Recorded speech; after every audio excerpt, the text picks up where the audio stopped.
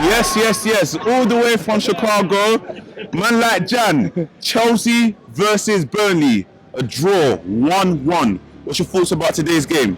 A little disappointing at the showing, honestly, but by the half when we were only up 1-0, when we had a chance to score 3 or 4, and Burnley's going to nick one. Like, that's the way that they play. They sit back, they defend well.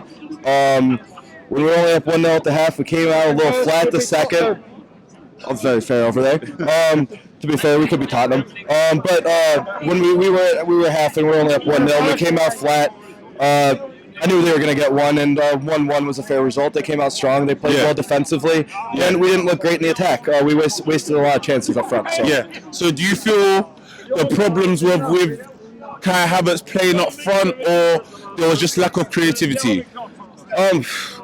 I think it's not fair on Kai at all because he's not really a striker, is he? He's more of the player that plays off of or the number 10. Yeah. And to play him up front and expect goals from him isn't exactly fair. So I don't think it's on him. We have a bunch of injuries right now, and it was just one of those unfortunate things where we just didn't have the firepower up front today.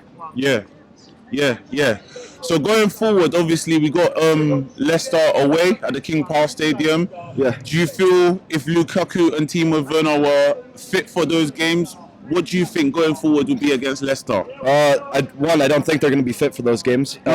2, we're always at a disadvantage coming out of an international break, knowing how many players we have away. Yeah. I still think we win that game 2-1 though.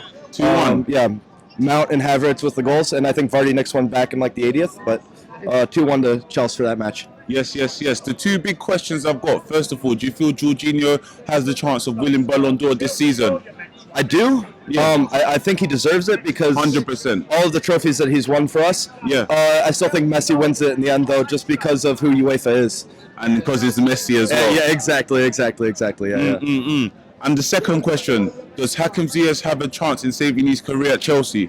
I think he does. He came out strong in the preseason for us. Obviously, the injuries hurt him. Yeah. You look at the Gaffer and Tuchel and what he's done, especially today in Barkley. He came out with a couple strong performances. It's what you do in training, right? If you come out in training and you're strong and you come out off the bench in a couple of matches and have strong performances, and Ziyech came out well away at Malmo. Yeah. He scored the goal that won us the match, obviously.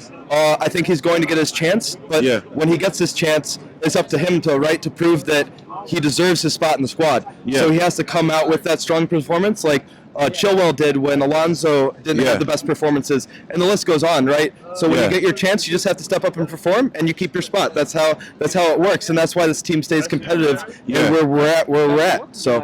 With Hakim Ziyech, obviously we saw that when he first came to the squad, that's when Frank Lampard was still our manager. We were using the 4-3-3 formation, and obviously that's the formation he was used to in Ajax. Do you feel this new system that we're playing, because sometimes we play with 2 strikers and 3 midfielders and 5 at the back, majority of time there's normally 2 midfielders, 5 at the back and 3 strikers. Do you feel that's a formation suited for Hakim Ziyech? I think it actually benefits him more than the 4-3-3 because it relieves more of the defensive pressure off him, because you do have James, you do have a Azpilicueta outside of you, and he can pinch a little more in. It gives him more freedom to get on the ball and cut onto his left foot and get those chances. No problem. Just before we go, you want to say something? All the people hating on Ross Barkley today, I actually think he was the best player on the pitch for the first 70 minutes before he was subbed out. So just contrary to the popular opinion out here today. No problem. I was just about to ask you if you want to stick with Ross Barkley, you can do, but who was the best player and worst player in your opinion? Best player before he subbed out, Ross Barkley, no doubt.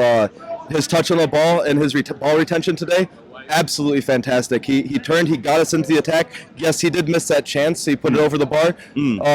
There's a lot of people that missed chances today. Calvin missed chances. Reece missed chances. Havertz missed chances. The list goes on. And Barkley only really had the one clear chance. I feel people hate on him because he lost his squad number to Kovacic. But I mean, today, absolutely fantastic performance from Barkley. I think he tired a little bit at the end. He deserved to get subbed out because he tired, yes, but the performance, no, absolutely fantastic. Although Conte today, fucking hell of a performance. 2 players in one. Oh my 3 goodness. players in one. Just watching him on the pitch, just unbelievable.